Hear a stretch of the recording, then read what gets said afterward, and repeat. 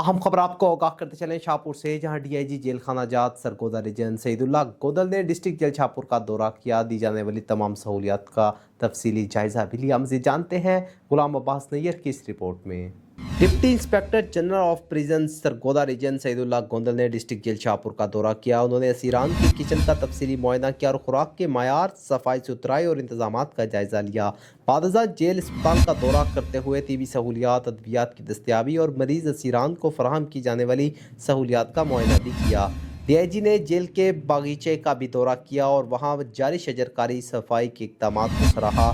رات کے اوقات میں بھی سیکیورٹی انتظامات کا خصوصی جائزہ لیتے ہوئے انہوں نے نائٹ ڈیوٹی پر مامور عملے کی کارکردگی چیک کی اور ضروری ہدایات جاری کی۔ بعد ازاں انہوں نے ڈسٹرکٹ جیل میں جاری ترقیاتی منصوبوں، بالخصوص بلڈنگ اسکیموں اور تعمیراتی کاموں کا معائنہ کیا۔ اس موقع پر انہوں نے متعلقہ افسران کو ہدایت کی کہ تمام ترقیاتی منصوبے مقررہ معیار اور وقت کے مطابق مکمل کیے جائیں تاکہ جیل انتظامیہ اور اسیران کو بہتر سہولیات فراہم کی جا سکے۔